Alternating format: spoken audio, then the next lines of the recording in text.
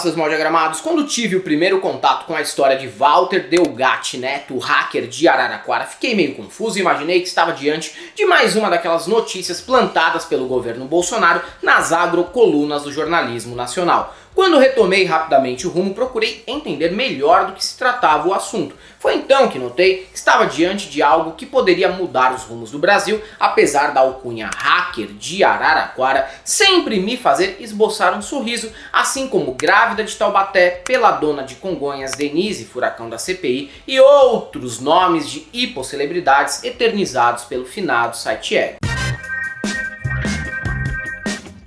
A história de Delgatti é toda envolta em finas ironias do destino. Tudo começa quando ele, anteriormente um lavajatista, prestigia uma palestra de Deltan Dallagnol numa universidade de Ribeirão Preto. De pronto, o cara se identifica com um procurador e até por isso resolveu stalkear o Telegram de Deltan. Só que, com essa atitude, aconteceu o que costuma rolar quando você quer saber detalhes da vida íntima de qualquer pessoa que admira. Uma grande decepção. Vermelho, como é conhecido por conta do seu cabelo ruivo, descobriu que, além de ser uma pessoa que não exclui nada do comunicador instantâneo, Deltan era um membro do Ministério Público que usava o cargo para manipular investigações contra políticos, principalmente o ex-presidente Lula. O material coletado por ele e entregue à Polícia Federal soma mais de 7 terabytes. Para ter uma ideia, aquilo que foi parar nas mãos do Intercept e que posteriormente virou a série de reportagens da Vaza Jato, não chega a 1% do que ele diz ter levantado. E o que nós tivemos acesso como leitores pela imprensa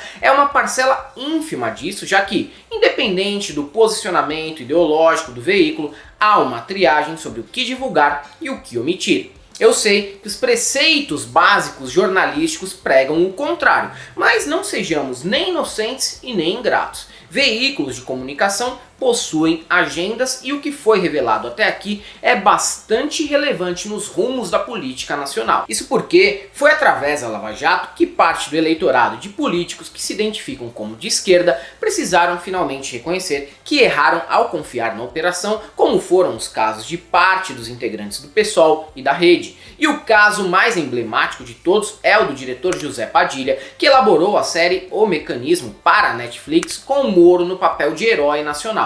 Depois precisou reconhecer que, infelizmente, conseguiu algo quase impossível, que é ser enganado e feito de otário por alguém patético como o juiz paranaense. Marcelo Serrado e Tiago Lacerda, outrora participantes do Morobloco ao lado de Márcio Garcia e Suzana Vieira, foram até mais ligeiros que alguns políticos experientes e que o Padilha. Eles notaram ainda em 2018 que a Lava Jato desrespeitava o devido processo legal, promovia perseguições e agia como partido político paralelo. Sim, dois atores globais que não são obrigados a ter conhecimentos profundos a respeito do judiciário e da política tiveram um feeling mais apurado que certos setores da academia, política partidária e da mídia especializada. Só que Delgatti surgiu para não deixar mais dúvidas sobre a parcialidade de Moro, que já havia sido denunciado pelo próprio Lula durante julgamento sobre o caso do triplex do Guarujá.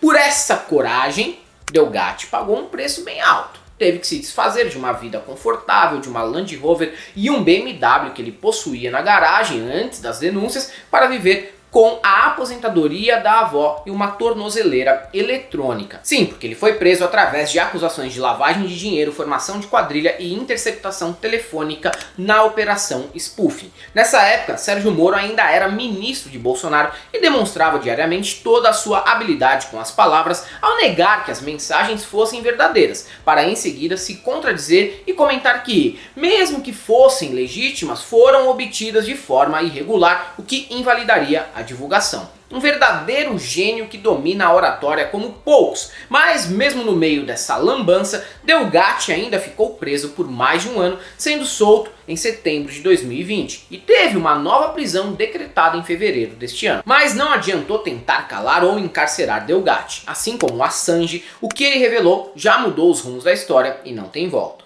Se Assange conseguiu comprovar que os Estados Unidos violam direitos humanos e saqueiam nações pobres pelo mundo, independente do presidente ser democrata ou republicano, Delgatti freou as intenções de juízes e procuradores que pretendiam se viabilizar como os rostos da renovação política brasileira. E tudo ficou mais claro após as provas contra Lula serem anuladas e Moro ser considerado parcial no julgamento do ex-presidente. Outrora força política em ascensão, o lavajatismo murchou desde então.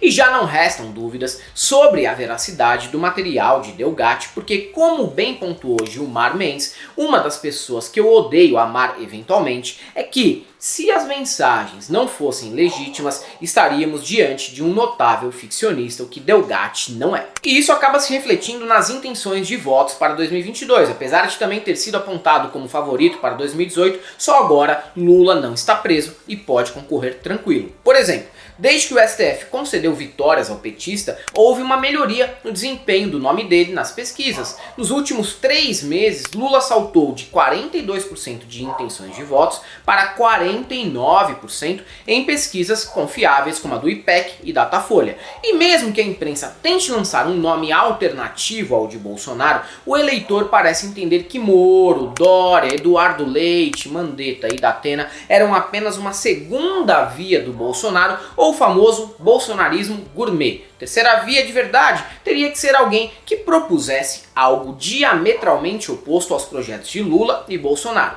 E o que foi sustentado até aqui com esse termo é apenas um projeto fascista antifascista. É fácil enganar o eleitor uma vez, 2 jamais. E existe também uma nostalgia sobre os anos do PT, e o eleitorado mais pobre é o que mais sente esse desmonte que está sendo realizado com a necropolítica de Bolsonaro, que deixou o custo de vida impraticável. A era lulista foi o melhor dos mundos? Não. E nem precisamos discutir que o PT governou bem menos à esquerda do que prometeu, porque isso era previsível desde a escolha de José Alencar como vice da chapa em 2002 e Temer como vice de Dilma. E uma configuração assim pode se repetir com Alckmin sendo cotado para o mesmo posto, o que não seria surpresa levando em conta o histórico do partido no poder. Já Bolsonaro perdeu a oportunidade mais fácil que um presidente teve de garantir segundo mandato e até fazer um filho como sucessor.